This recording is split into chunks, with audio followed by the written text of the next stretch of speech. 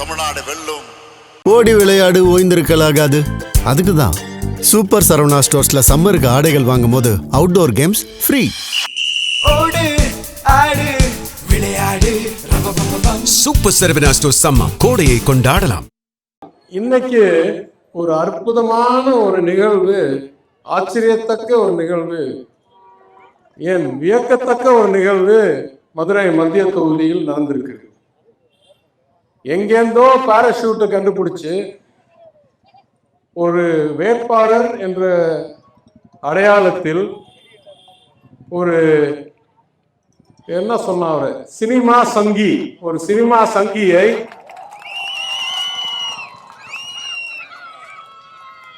ஒரு மாபெரும் இயக்கமான அதிமுக ரெட்டலை சின்னத்தில் இந்த சினிமா சங்கியை கபட வேடம் போட்டு கொண்டாந்து நிறுத்தியிருக்காங்க. இது எவ்வளவு அற்புதமானதுன்னு நான் உங்களுக்கு கொஞ்சம் தெளிவா சொல்லணும். இந்த சினிமா சங்கி முதல் அவரிடம் கேட்கிறார்கள், உங்களுக்கும் மதுரை மத்திய தொகுதிக்கும் ஏன் மதுரைக்கும் என்ன சம்பந்தம் என்று கேட்கிறார்கள். ஒரே ஒரு தடவை உண்மை பேசியிருக்காரு. இந்த 10 நாள்ல என்ன சொல்றாரு, எனக்கும் மதுரைக்கு எந்த சம்பந்தமும் இல்லை, நான் பிறந்தது கோயம்புத்தூர், நான் வாழ்றது சென்னை, என்னுடைய ப்ரொடியூசர், யாரு ப்ரொடியூசர், புதிய நீதி கட்சின்னு ஒரு ஏசி சண்முகம் தோல் காப்பாற்றும் கட்சின்னு ஒண்ணு வச்சிருக்க ஒரு ப்ரொடியூசர், இவரை கூப்பிட்டு, தம்பி நீ இயக்குனராக நடிகராக இருந்ததெல்லாம் சரி, இப்போ ஒரு புது ரோல் கொடுக்குறேன், நீ ஒரு வேட்பாளர் தானே, நீ வந்து நடி மதுரையில அப்படின்னு சொல்லி அவரை கூப்பிட்டு வர்றாரு. அதற்கு மேல ஒரு அற்புதம் சொல்றேன். இவரு அறிவிச்ச பிறகு முதல் யாரு சொல்றாங்க இவர் வேட்பாளர்னா, இவருடைய மனைவி. அவர்களோட மனைவி சாதாரண ஆள் இல்லை, ஜிம்னாஸ்டிக் சாம்பியன் எல்லாம் வெல்லும் அளவிற்கு 15-20 ஆண்டுகளில் 3 கட்சிகள் தாவிய ஒரு தெளிவான ஒரு gymnast, champion, gold medalist gymnast. என்னன்னா சொல்லுங்க, கொள்கைக்கு மாறெதிராக இருக்க, மதசார்பின்மையை கைப்பற்றும் காங்கிரசுக்கு உறுப்பினராக இருக்காங்க, மத வெறியான பாஜகவில் உறுப்பினராக நிர்வாகியாக இருக்காங்க, ஒரு காலத்தில் திமுகவில் உறுப்பினராக இருந்தார்கள். இதுக்குமே ஒரு பெரிய ஜிம்னாஸ்ட் கண்டுபிடிக்க முடியுமா? இந்த ஜிம்னாஸ்ட் தான் முதல்ல சொல்றாங்க என் கணவர் வரார். அப்புறம் நம்ம நினைக்கிறோம், சரி ஏற்கனவே ஒரு குடும்பத்துல 3 கட்சி தாங்கிட்டாங்க, ஒருவேளை அந்த 3 கட்சியில ஏதாவது ஒண்ணுல வராரோ, இல்ல இன்னைக்கு இருக்கிற கட்சியில வராரோ. இல்லை இல்லை, இன்னும் இருக்கு விளைவு, இன்னும் இருக்கு வளைவு. என்ன, 4வது கட்சியான ஒரு அங்கீகாரம் பெறாத ஏசி சண்முகம் தோல் காப்பாற்றும் கழகம் என்ற புதிய நீதி கட்சி என்ற அவமரியாதை, நீதி கட்சிக்கு செய்கிற அவமரியாதை, ஜாதி வெறி, போலி சான்றிதழ்களை வைத்து ஒரு கல்வி நிறுவனம் நடத்துற ஒரு அரசியல்வாதி, தேர்தலை பணம் கொடுக்காமல் சந்திக்காத அரசியல்வாதி, தேர்தலில் பணம் கொடுத்து தோல்வியடைந்த அரசியல்வாதி, அவருடைய மாணவரா, டிசைபிளா, ப்ரொடியூசரோடைய ஆக்டரா இந்த ஆள் வர்றாரு. சரி, 3 கட்சி தாவி 4வது கட்சி வந்துருச்சு, 4வது கட்சி சின்னத்திலே நிற்பாரு அப்படின்னு பார்த்தா, இல்ல 5வது கட்சிக்கு போய் அதிமுக சின்னத்தில் நிற்கிறோமா? ஏதாவது அற்புதம் இந்த மாதிரி வாழ்க்கையில பார்த்திருக்கீங்களா? ஒரே குடும்பத்தில் 1, 2, 3, 4, 5 கட்சி தாவிட்டு இங்க இந்த வேட்பாளர் ரோலுக்கு வந்திருக்கிறார் முன்னாள் இயக்குனர், இன்னைக்கு நடிகர். இங்க வரும்போது என்ன சொல்றார், முதல் வேலையா விமானத்தில் இறங்கவும் மிக தெளிவாக கூறுகிறார், உண்மை கூறுகிறார். நான் வெற்றி பெற்றால் மதுரையில் 15 நாட்கள் இருப்பேன். ஆஹா, எவ்வளவு அற்புதமான கொடுத்து வச்சவங்க நீங்களா.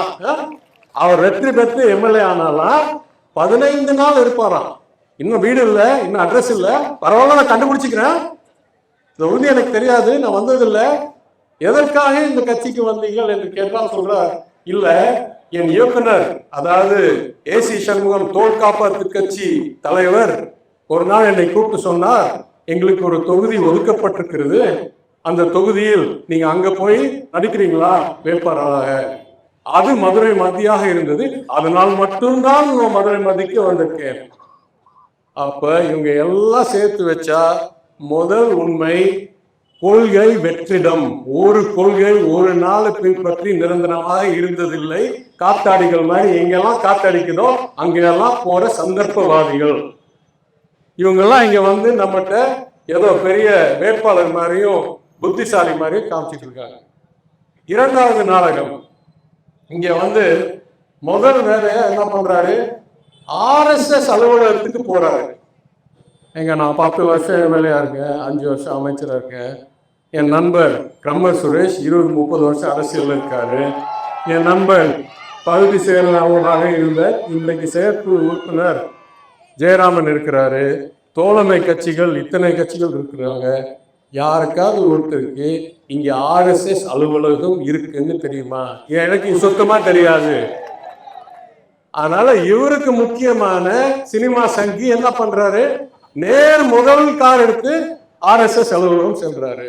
கவுன்சிலருடைய வேலை என்ன, MLA உடைய வேலை என்ன, MP உடைய வேலை என்ன, அரசாங்கத்துடைய வேலை என்ன, உறுப்பினருடைய அதிகாரம் என்ன, உறுப்பினருடைய எல்லை என்ன, உறுப்பினருடைய கடமை என்ன, உரிமை என்னன்னு தலையும் தெரியாது காலும் தெரியாது. நடிகர் தானே, சும்மா இங்க நடிக்க வந்திருக்காரு வேட்பாளராக. சரி, இது ஒரு வெற்றிடம். கொள்கை வெற்றிடம், சட்டமைப்பு புரிதல் வெற்றிடம். சரி, ஏதாவது வரலாறா தெரியுமா? சரி, வரும்போது தெரியாம இருந்திருக்கலாம். வந்து ஒரு 10 நாள் ஏதாவது இது எடுத்து படிச்சு என்ன சூழ்நிலை இருக்கு, இப்ப இருக்கிற சூழ்நிலை எப்படி உருவாகுது, இதற்கு திருத்தம் கொண்டு என்றால் என்ன பண்ணலாம் அப்படின்னு அந்த அளவுக்கு படிக்கிறாரா? இல்லவே இல்லை. எல்லா இடத்துலையும் போய் சொல்றாரு, இங்க சரியில்லை, அங்க சரியில்லை, இங்க குப்பை இருக்கு, அங்க சாக்கடை இருக்கு. அப்புறம் சொல்றாரு, இதுக்கெல்லாம் தெரியறதுக்கு படிப்பு தேவையில்லை. உண்மை, குரங்க கொண்டாந்து நிறுத்தினாலும் கண் பார்க்க தெரியும். அதுக்கப்புறம் சொல்றாரு, 10 வயசு குழந்தைக்கு கூட தெரியும் இது சரியில்லை. கரெக்ட். 10 வயசு குழந்தைக்கும் 58 வயசு முதிர்ந்த நபருக்கும் கண்ணுக்கு தெரியறதுக்கு மேல் என்ன தெரியணும் என்று படிக்கிற அளவுக்கு தெரிகிற அளவுக்கு அறிவு இருக்கணும். அதான வித்தியாசம். ஏங்க, 10 வயசு குழந்தைக்கு தெரியுது கரெக்ட். நீங்க 10 வயசு குழந்தையா? 58 வயசுல இருக்கீங்கல்ல, ஏதாவது படிக்கணும், வரலாறு தெரியணும், சட்டமைப்பு தெரியணும், எதுவும் தெரியணும். ஆனா என்ன ஆயிட்டாரு, நான் படம் பார்க்கறது இல்லை, ஆனா சொல்றாங்க எவ்வளோ பெரிய ஹாரர் ஃபிலிமுடைய இயக்குனர் அப்படின்னு. ஆனா இன்னைக்கு அவர் நடிகர் ஆயிட்டாரு. இவருக்கு இயக்குனர் யாருன்னு தெரியுமா? பார்த்திபன். இவருக்கு எல்லாம் கத்துக் கொடுக்குறாரு. அப்ப அவர் என்ன கத்துக் கொடுக்குறாரு? ஆனா சூப்பர் டயலாக்னு, ஆனா ஒரு இடத்துலயும் போய் இது சரியில்லைண்ணா, அது சரியில்லைண்ணா, அது சரியில்லைன்னு சொல்லுங்கண்ணா, நீங்க திருப்பி திருப்பி 50 இடத்துல சொன்னா நீங்க தான் வெற்றிண்ண அப்படின்னு கத்துக் கொடுக்குறாரு. எனவே இந்த சினிமா சங்கி இன்னைக்கு இயக்குனர்ல இருந்து நடிகராகி இது சரியில்லை, அது சரியில்லை, அது சரியில்லை. நான் தான் சொல்றேன் ஐயா, 10 வயசுக்கார பையனுக்கும் தெரியும். அறிவு இருந்தா, தெளிவு இருந்தா, புரிதல் இருந்தா ஏன் சரியில்லை? இன்றைக்கு இந்த சூழ்நிலையில் இருந்தா 5 வருடத்துக்கு முன்னால் என்ன சூழ்நிலை இருந்துச்சு, 10 வருஷத்துக்கு முன்னால் என்ன சூழ்நிலை இருந்துச்சு, இதை நீ எப்படி திருத்த போகிறாய் என்று சொல்ற அளவுக்கு இருக்கிற ஒரு நபர் நியாயமான வேட்பாளர். அந்த அளவுலாம் அறிவு இருக்கா? வெற்றிடம் தானே. வெற்றிடத்துல என்ன இருக்கும்? சுத்த சைஃபர் ஜீரோ. இந்த சைஃபர் ஜீரோ என்ன சொல்றாப்ல, கொள்கை வெற்றிடம், சட்டமைப்பு புரிதல் வெற்றிடம், மதுரை பற்றி வரலாறு வெற்றிடம், யாரோடைய பொறுப்பு என்ன என்ற வெற்றிடம், ஏன் எப்படி இருக்குன்ற வெற்றிடம், எப்படி திருந்தணும்னு இது வரைக்கும் ஒரு வார்த்தை சொல்றதுக்கு தகுதி இல்லாத ஒரு வெற்றிடம். இந்த வெற்றிடம் அடுக்கடுக்கா அவமரியாதை செய்யறாரு. மதுரையை போய் சொல்றாரு, மதுரை மீனாட்சி அம்மன் கோயிலுக்கு சென்றேன், அங்கே எனக்கு அழுகை வர்ற மாதிரி இருக்கு. ஏங்க, நம்மலாம் மதுரைக்காரங்க, நம்ம மீனாட்சி அம்மன் கோயிலுக்கு போனா ஆனந்தம் வரும், பக்தி வரும், மன நிறைவு வரும். எங்கேயாவது ஒரு இந்த மாதிரி வெளியூர்ல இருந்து வந்த ஆளு போய் மீனாட்சி அம்மன் கோயிலை பார்த்தா அழுகை வருதா அவருக்கு? ஏன் அழுகை வருதா? அவர் சொல்றாரு, இல்ல இவ்வளோ மோசமா இருக்கு, இதோட சிறப்பா இருக்கணும். இது டயலாக் படிக்கிற ஒரு வெற்றிடம்ன்றதுக்கு இதுக்கு மேல் ஒரு உதாரணம் இருக்கவே முடியாது. ஏன்னா யாரெல்லாம் இங்க இருக்கீங்களோ நம்மளுக்கு தெரியும், 2008 யார் ஆட்சி நடந்துட்டு இருந்துச்சு. அதிமுக ஆட்சி நடக்கும்போது என்ன நடந்துச்சு மீனாட்சி அம்மன் கோயில்ல? தீ விபத்து நடந்து வசந்தராயர் மண்டபம் முழுமையாக எரிக்கப்பட்டு கம்ப்ளீட்டா டேமேஜ் ஆயிடுச்சு. 2018 நடந்த தீ விபத்துக்கு 2021 அவங்க ஆட்சி முடிகிற வரைக்கும் ஒரு கல்லு கூட புதுசா கண்டுபிடிச்சு கொண்டாடல கட்டுறதுக்கு. அர்ச்சகர்கள் என்ன சொல்றாங்க? வீர வசந்தராயர் மண்டபத்தை கட்டாமல் நீங்க குடமுழுக்கு திருப்பணி செய்யக்கூடாது, நியாயம். ஆனால் அதுக்கு தேவையான 79 20 அடி உயரம் கல் தூண்கள் அதிமுக அரசாங்கம் HRNC நடத்தும் போது எந்த தூணும் கொண்டாடவில்லை. அதற்கு பிறகு நாம் ஆட்சி வந்த பிறகு எண்ணற்ற உறுதிகள் தேடி Indian bureau of mines, Andhra Telangana ஆராய்ச்சி, IIT மெட்ராஸ் ரிசர்ச் மையம், ராசிபுரத்தில் குவாரி, நாமக்கல்லில் குவாரி, ஆந்திராவில் குவாரி கண்டுபிடிச்சு மீனாட்சி அம்மன் கோயில் ஏற்ப கற்களை கண்டுபிடிச்சு மீனாட்சி அம்மன் அருளால் 79 தூண்கள் வெட்டி எடுத்து கொண்டு இன்றைக்கு கிட்டத்தட்ட அந்த வீர வசந்தராயர் மண்டபம் 35 கோடி ரூபாய் செலவழித்து நிறைவேற சூழ்நிலையில் இருக்கிறது. அந்த நிறைவேற சூழ்நிலையில் இருக்கிறதுனால் மாண்புமிகு முதலமைச்சருடைய உத்தரவுடன் மாண்புமிகு அறநிலைத்துறை அமைச்சர் சேகர் பாபு அவர்கள் அர்ச்சகருடைய ஒப்புதலுடன் செப்டம்பர் 17ஆம் தேதி குடமுழுக்கு நடக்கும் என்று அறிவித்திருக்கிறார். இந்த வேலைக்கு மொத்த செலவு எவ்வளோன்னு யாராவது சொல்ல முடியுமா? 35 கோடி ரூபாய் வீர வசந்தராயர் மண்டபத்தை கட்டி முடிப்பதற்கு மற்றும் திருப்பணி செய்யறதுக்கு 35 கோடி ரூபாய். அப்ப ஏடிஎம்கே அரசாங்கம் விட்டு போன சூழ்நிலையில் இருந்து கூடுதல் 70 கோடி ரூபாய் செலவு செய்து வீர வசந்தராயர் மண்டபத்தை கட்டி அதற்கும் பிறகு குடமுழுக்கு பணிகள் 90% நிறைவடைந்து எல்லா வீதிகளிலும் எல்லா இடங்களிலும் எல்லா வாசல்களிலும் புதுப்பித்து இன்றைக்கு கும்பாபிஷேகம் செய்ய ரெடியாக இருக்கிற கோயிலை இந்த சினிமா சங்கி வந்துட்டு பார்த்து சொல்றாரு எனக்கு அழுகை வருதுன்னு. இந்த கோயம்புத்தூர்காருக்கு அவ்வளவு பற்று இல்லை மீனாட்சி அம்மன் கோயில் மேல. அறிவு இருக்கணும், படிப்பு இருக்கணும், வரலாறு தெரியணும், எதையும் தெரியாம யாருக்கு என்ன பொறுப்பு, யாருக்கு என்ன கடமை, யாருக்கு என்ன உரிமை எதுவும் தெரியாம சினிமா சங்கி RSS அலுவலகத்தில் முதல் போய் நின்ன சங்கி. அதுலயே ஒரு அற்புதம் இருக்கு. சுரேஷ் ஜெயராமன் இருக்கீங்களா?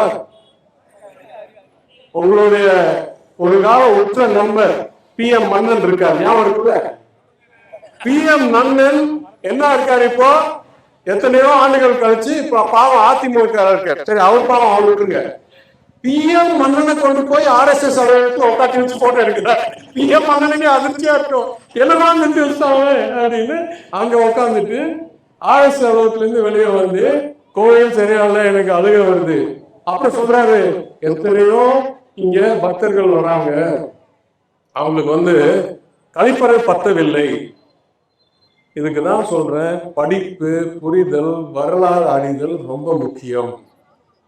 நான் சட்டமன்ற உறுப்பினராக பிறகு ஏற்கனவே இருந்த 2 கழிப்பறைகள் செயல்பாட்டு குறைவாக இருந்ததை சீர்திருத்தி என் நிதியில் 3 கழிப்பறைகளை கட்டி கார்ப்பரேட் நிறுவனங்கள் நிதியில் இன்னும் கூடுதல் 2 கழிப்பறைகளை கட்டி முன்னால் இருந்ததுக்கு இன்னைக்கு 3 மடங்கு கழிப்பறைகள் இன்றைக்கு மதுரை மீனாட்சி அம்மன் கோயில் சுத்தி இருக்குது. 3 மடங்கு.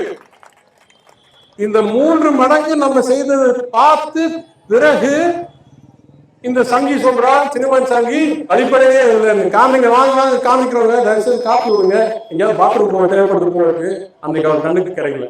இந்த பச்சோந்திகள், சந்தர்ப்பவாதிகள், தினமும் ஒரு கட்சி, தினமும் ஒரு ஊர், தினமும் ஒரு நாடகம் என்று நடிக்கிறவர்கள் இயக்குனர் பார்த்திபன் குமார் அவர்களுடைய டைரக்ஷனில் இன்னும் அந்த 2-3 இந்த சினிமா தொழில் தானே வந்திருக்காங்க, சினிமா ப்ரொமோஷன் கூட 4-5 பேர் வந்திருக்காங்க, இதை வச்சிருக்காங்க பணம் கொடுத்து. வினோத் அருளப்பன் இங்க முன்னால் ஒரு பத்திரிகையாளராக இருந்தாரு, இன்னைக்கு பணத்துக்காக அவங்களுக்கு சினிமா ரிலீஸ் மாதிரி போட்டுட்டு இருக்காரு. அதே மாதிரி சந்தியா ரவிசங்கர்னு ஒரு தீய சக்தி பணத்துக்காக பொள்ளாச்சி பாலியல் கொடுமை செய்தவர்களை போய் ஒரு சான்று கொடுத்து காப்பாற்ற பார்த்த நபர். அந்த அம்மா பணத்தை வாங்கிட்டு திருப்பி ஆஹா ஓஹோ சினிமா சங்கி மாதிரி ஒரு ஆளை பார்த்துருக்கீங்களா, அவரோ உணர்றது வாழ்க்கையில பார்த்துருக்கீங்களான்னு சொல்றேன். நான் அடிப்படை கேள்வி கேட்கிறேங்க. நம்ம தொகுதியில் இன்னைக்கு இருக்கிறது சுமார் 2 லட்சம் பேர். நான் நெஞ்சை நிமிர்த்தி சொல்கிறேன், சினிமா சங்கியை தவிர வேற யாராவது ஒருத்தர் மதுரையில் வாழ்றவர் என்னை எதிர்த்து பேசி சொல்லட்டும். நான் சொல்றது உண்மை இல்லைன்னு நான் சொல்றேன். இந்த 2.5 லட்சம் மக்களில் சுமார் 70,000 மக்கள் என் பணியினால் நேரடியாக பயனடைந்திருக்கிறார்கள். இந்த தொகுதியில் எந்த 500 மீட்டர் 800 மீட்டர் தாண்டி போக முடியாது என்னுடைய ஒரு திட்டப்பணி அங்கே இல்லாமல், அது சமுதாய கூடமா இருக்கட்டும், அது நியாய விளக்கடையா இருக்கட்டும், அங்கன்வாடியா இருக்கட்டும், ரோடா இருக்கட்டும், கழிப்பறையா இருக்கட்டும், கல்வி அறையா இருக்கட்டும், 10 வருஷத்துல தொகுதி முழுக்குவதும் ஒரு 500 மீட்டர் யாரும் சென்று போக முடியாது. ஏதோ ஒரு பணி நான் செய்யறதை தாண்டி செய்ய முடியாது. இந்த முரட்டன் பத்திரிகையில் பேவர் பிளாக் போட்டோம். பின்னால இருக்கிற கரிமாடு மீன் மார்க்கெட்டில் அங்கூரான் புராணம் அறிவியல் மையம் பக்கத்தில் ஒரு சமுதாய கோயில் கட்டணும் போது யார் எனக்கு வாழ்த்து சொன்னாங்க தெரியுமா? அதிமுக பகுதி செயலாளர் வட்ட செயலாளர் வந்து சொன்னாங்க, அந்த அம்மா காலத்துல நாங்க செய்ய முடியாது, நீங்க செஞ்சிருக்கீங்கன்னு சொன்னாங்க. இதெல்லாம் புரியறதுக்கு என்ன வேணும்? நீங்க முதல்ல இருக்கணும், இல்ல நீங்க படிக்க தெரியணும், இல்ல உங்களுக்கு அக்கறை இருக்கணும் புரிதலுக்காக. எதுவுமே இல்லைன்னு முதல்ல நினைச்சேன், இந்த சினிமா சங்கி ஒரு வேளை படிக்க தெரியாதவரை இருக்கணும், இல்லை என்ன அப்படி போய் உங்களுக்கு தான் தெரியும் எல்லாமே. நான் ஆராய்ச்சி செஞ்சு புள்ளி விவரம் எடுத்து தான் நான் பார்ப்பேன். எனவே வேட்பு மனுவை போய் பார்த்தேன். வேட்பு மனுவில் தெளிவாக சொல்லுது, அவர் சார்ந்த கோயம்புத்தூருடைய நகைச்சுவை மன்னன் கவுண்டமணி ஸ்டைல் நான் சொல்லணும்னா தெளிவாக சொல்லுது, இவர் 12ஆம் கிளாஸ் ஸ்டைல் 11ஆம் கிளாஸ் பாஸ், 12ஆம் கிளாஸ் ஃபெயில் 11ஆம் கிளாஸ் பாஸ். எனவே சினிமா சங்கி 11ஆம் கிளாஸ் பாஸ் பண்ணிருந்தா படிக்க எழுத தெரிஞ்சிருக்கணும்ல. அப்பயும் இந்த நாள் போய் வரலாறு படிக்க மாட்டேன்றாரு, இல்லை 4 பேர்ட்ட கேட்க மாட்டேன்றாரு. ஏமா இப்படி இருக்கேன்னு இன்னைக்கு 5 வருஷத்துக்கு முன்னால இருந்துச்சு. என் தாயே இங்க கழிப்பறை முன்னாடி இருந்துச்சா இல்லையா? எங்க இங்க சாக்கடை எப்படி இருக்கா முன்னாடி இருந்துச்சு, ஏதோ புது திட்டம் இருந்திருக்கா, யாராவது உங்களுக்கு உதவி செய்யறாங்களா? ஒரு நாள் சாக்கடை பக்கம் செல்லாத இந்த சினிமா சங்கிக்கு திடீர்னு அக்கறை வந்துருச்சு. மதுரையுடைய சாக்கடைகள் பற்றி 10 வருஷமா அங்க இருக்கவங்க 1500 தடவை சாக்கடை பிரச்சனையை தீர்த்து தற்காலிகமா நிரந்தரமா தீர்க்கிறதுக்கு நிதியமைச்சராக இருந்து 10 கோடி ரூபாய் ஒதுக்கி திட்ட அறிக்கையை உருவாக்கி 3500 கோடிக்கு திட்டத்தை கொண்டாந்து அதில் 400 கோடிக்கு திட்டத்தை ஏற்கிற முதலமைச்சர் அறிவிச்சிருக்கிறார் நம்ம பகுதிக்கு. இதுதான் படித்தவர், விஞ்ஞானம் தெரிந்தவர், அக்கறை உள்ளவர், ஊருக்கு தொடர்புள்ளவர், மக்களோடு மக்களாக இருக்கிறவர்களுக்கும் வெற்றிடம், கொள்கையல் வெற்றிடம், அறிவு வெற்றிடம், சட்டமைப்பு வெற்றிடம், புரிதல் வெற்றிடம், ஊருக்கும் சம்பந்தமில்லாத வெற்றிடமோட சினிமா சங்கிக்கும் வித்தியாசம் நல்லா புரிஞ்சுங்க. இந்த சினிமா சங்கியும் அவரோட ப்ரொடியூசரான தோல் சேவும் ஏசி சண்முகம் தோல் சேவிக்கும் கழகமான ஒரு கட்சி, அந்த பேர் சொல்றது எனக்கு அருவருப்பா இருக்கு. என் முன்னோர்கள் கஷ்டப்பட்டு ஆரம்பிச்ச நீதி கட்சி, பல ஆண்டுகளாக பணி செய்த சமூக நீதிக்காக நடத்தப்பட்ட கட்சியுடைய பேரை ஒரு சாதாரண ஒரு ஊழல்வாதி, ஒரே ஒரு முறை எம்ஜிஆர் காலத்தில் தேர்தலில் வெற்றி பெற்றவர், அதற்கு பிறகு சந்திச்ச தேர்தல் எல்லாம் தவறாமல் தோல்வி அடைந்தவர், அந்த நீதி கட்சி பேரை எடுத்து ஆரணி சண்முகம் காப்பாற்ற வேண்டிய கழகம் பேர் வைக்காம புதிய நீதி கட்சி என்ற ஒரு ஜாதி நெறி நிர்வாகத்தை உருவாக்குவது எவ்வளோ ஒரு கொடூரமான செயல். வரலாறு என்னைக்குமே மன்னிக்காதுங்க, வரலாறு மன்னிக்காது. அந்த ஜாதி வரி கட்சியில இந்த சினிமா சங்கி இறங்கும் போது மனைவி என்ன சொல்றாங்க? சினிமா சங்கி son of Chidambaram Pillai, son of Mrs Chidambaram Pillai. ஏங்க ஒரு தடவை பிள்ளைன்னு சொல்லியாச்சுன்னா ஏங்க திருப்பி திருப்பி பிள்ளைன்னு சொல்லணும்? உங்களுக்கு ஜாதிகளை தெரிய வேற எதுவுமே தெரியாதா? சரி, கொள்கை வேற்றுனம், கணவர் மனைவி 5 கட்சி தாவி 3 ஊர் தாவி வெற்றிடமா இருக்காங்கன்னா இவங்க எவ்வளோ ஒரு அசாதாரண ஒரு சூழ்நிலை பாருங்க. அதுக்குமே சொல்றேன், சினிமா லான்ச் இருக்கு மாதிரி ஒரு பரப்பு கூட்டம் வச்சிருக்காங்க. 6 பேர் இவங்க எங்கிட்ட வந்து வேலை கேட்டு விரட்டினவங்க தானே, அதனால இவங்கெல்லாம் நல்லா தெரியும். திடீர்னு சென்னை அப்டேட்ஸ் என்ற ஹேண்டில் ராகுலுக்கு இன்சூரன்ஸ் கம்பெனி வேலைக்கு மறைச்சு வச்சு செய்யற இந்த பணம் சம்பாதிக்கிற பணியெல்லாம் திடீர்னு மதுரை மேல அக்கறை வந்து குப்பை குப்பை. அப்ப நான் சிந்திச்சேன், ஏங்க இவங்களுக்கு இந்த மாதிரி அவ்வளோ அக்கறை இருக்கு? கொள்கையே இல்லை, 5 கட்சி தாவிட்டாங்க, ஊரே இல்லை, எல்லா இடத்துலையும் போய் சொல்றாங்க எல்லாமே எங்க ஊர் தானே. அப்போ நான் நினைச்சேன், சரி ஏதோ ஒன்று மறைமுகமா இருக்கு. திடீர்னு எனக்கு ஒரு ஞாபகம் வந்துச்சு. டிசம்பர் மாதத்தில் ஒரு கருத்தரங்கத்துக்கு என்னை சீஃப் கெஸ்டாக கூப்பிட்டுருந்தா ஹைதராபாத்ல. எனக்கு வேறு பணிகளால் அங்கே செல்ல முடியவில்லை. என்ன வீடியோ கான்ஃபரன்ஸில் நான் சேர்ந்தேன். வீடியோ கான்ஃபரன்ஸில் யார் இருந்தாங்க? அக்கா 3 கட்சி தாவி அந்த கான்ஃபரன்ஸில் அங்கே இருந்தாங்க. நான் உரையாற்றின பிறகு கேள்வி பதில் நேரம் வந்துச்சு. அப்போ அவங்க கேள்வி கேட்குறாங்க, இந்த மாநகரங்கள்லாம் ரொம்ப குப்பையாக இருக்குது, இதுக்கு நிரந்தர தீர்வு வேணும்னா எல்லா வீட்டு மேலேயும் குப்பை வரி விதித்தால்தான் முன்னேற முடியும் அப்படின்னு சொல்றாங்க. என்ன சொல்றாங்க? 3 கட்சி தாவி அக்கா எல்லா வீட்டு மேலேயும் குப்பை வரி விதிக்க வேண்டும் என்று சொல்றாங்க அந்த கருத்தரங்கத்தில்.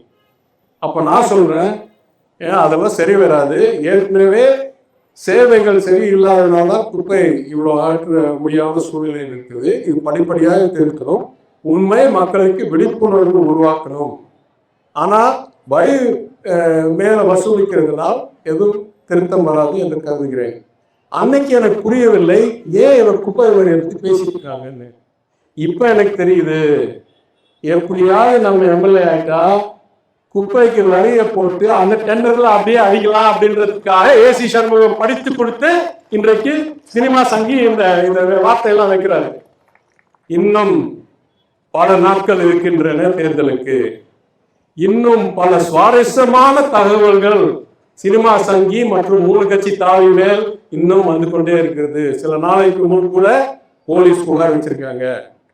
இந்த சினிமா சங்கி நம்ம ஊருக்கு வந்துட்டு பல 10,000 மக்களுக்கு நேரடியாக பணி செய்த, மதுரை மாநகராட்சிக்கு பல திட்டம் கொண்டாந்த, மதுரை மாநகராட்சியுடைய ஆண்டு வரும் நிதி வருமானத்தை 3 மடங்கு ஆக்கிய நிதியமைச்சராக என்னை நீ ராஜினாமா செய் என்று சொல்கிறார். என்ன நினைக்கிறீங்க? சினிமா சங்கிக்காக நான் ராஜினாமா செய்யணுமா? சிறப்பு பத்தல இருந்தீங்களா? கரெக்ட். மதுரை பூரா சிறப்பு பத்தாது இந்த சினிமா சங்கிக்கு.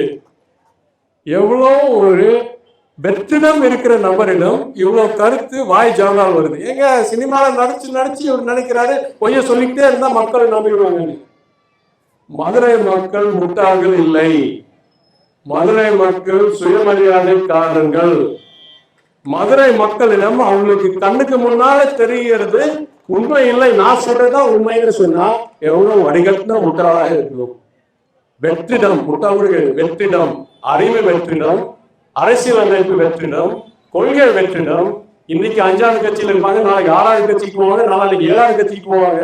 இவங்கெல்லாம் வந்து உங்களை ஏமாத்தி நான் ஏதோ பெருசா பண்ணி கொடுத்துருவேன். ஏங்க இன்னும் ஹோட்டல் சொகுசு ஹோட்டல்ல தங்கிட்டு வீட்டுக்கு கூட எதுவும் கண்டுபிடிக்கல. இங்க எங்கேயோ குத்தகை எடுத்திருக்காங்களாம். எவ்வளவு நாள் குத்தகை எடுத்திருக்காங்க? 5 வருஷம். எத்தனை நாள் எம்எல்ஏ பணி? 5 வருஷம் தேர்தல். எத்தனை நாளைக்கு குத்தகை எடுத்திருக்காங்க? ஆபீஸ் வீடு 1 மாசம். 15 நாளா ரொம்ப 50 நாள் கொடுத்துச்சாரு. 1 மாசமா 2 மாசம் எடுத்துருக்காங்க. என்னங்க பாவம், ஏங்க அவங்க போய் சொல்றீங்க? 15 நாளும் கிடையாதுங்க, 1 மாசம் 2 மாசம் எடுத்திருக்காங்க. ஏங்க இவ்வளோ தெளிவா சேவைப்படுற நபர்கள் இங்க வந்து இது சரியில்லாத, ஏங்க ஒரு கிளிப்பிள்ளை கூட சொல்லும் ஒரே வார்த்தையை திருப்பி அதுக்கு ஒரு மனுஷ தேவையில்லைங்க. கிளிப்பிள்ளையை கொண்டு போய் ஒரு மைக்ல வச்சுட்டு போங்க. அறிவு இருக்கிறவர்கள் ஏன் சரியில்லை, இத்தனை நாள் 10 வருஷத்துக்கு முன்னால் இருந்ததோட மோசமா இருக்கா கரெக்டா இருக்கா, எத்தனை முயற்சிகள் எடுக்கப்பட்டிருக்கின்றன, ஏன் நிறைவேறவில்லை, இதை என்னால் எந்த வகையில் சிறப்பிக்க முடியும் என்று தெரிஞ்சு பேச வேண்டும். யார் பேச வேண்டும்?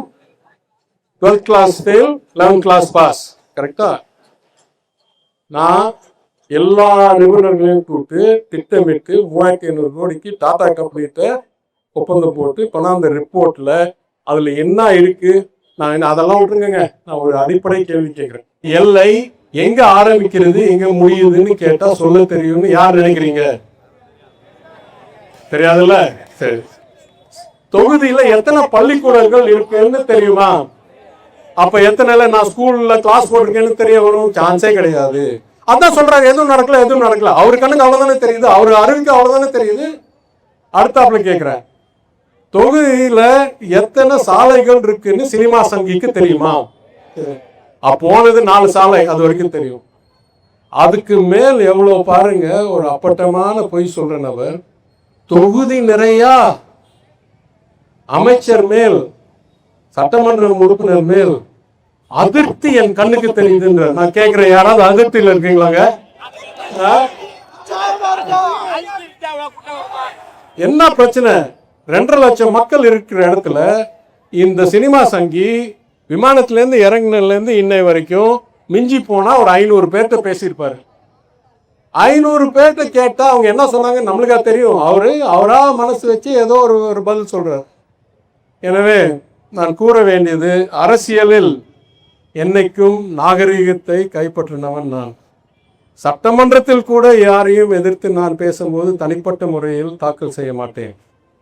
இன்றைக்கு பிரமர் சுரேஷ் இருக்கிறார்கள், ஒரு நாள் என்னை எதிர்த்து தேர்தலில் நின்ற மணி இருக்கிறார்கள், ஜோதி முத்துராமலிங்கம் நின்றார்கள் இரட்டை இலை சின்னத்தில்.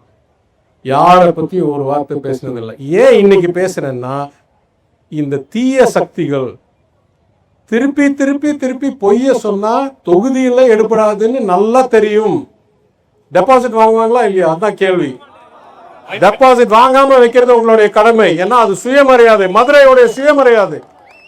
சரி, ஆனா இவரை அடுத்த நாடகம் நடிக்கிறதுக்கு, இவர் அடுத்த பெரிய நடிகர் ஆகிறதுக்கு இந்த ஒரு நடிப்பை வைத்து மாநில அளவில் ஏதோ பெரிய மனுஷன் மாதிரி ஆக்கிறதுக்காக இந்த சந்தியா ரவிசங்கர், வினோத் அருளப்பன், சென்னை அப்டேட்ஸ், இயக்குனர் பார்த்திபன் குமார், ப்ரொடியூசர் ஏசி சண்முகம், நடிகர் சினிமா சங்கி எல்லாம் சேர்ந்து பண்றாங்க அவங்க அடுத்த தொழிலுக்காக. இந்த வரலாறு, மதுரையுடைய வரலாறு என்னைக்குமே இந்த மாதிரி கபட நாடகம் போட்டு வந்து கூத்தாடும் தனிநபர்களை ஏற்றுக்கொண்டதே இல்லை. என்ன சொல்லுவோம்? நெஞ்சை தட்டி என்ன சொல்லுவோம்? நான் மதுரைக்காரன்டா, நான் மதுரைக்காரன்டா, நான் மதுரைக்காரன்டா. நீ யாரு? பார்த்துக்குவோம் ஒரு கை. நன்றி, வணக்கம்.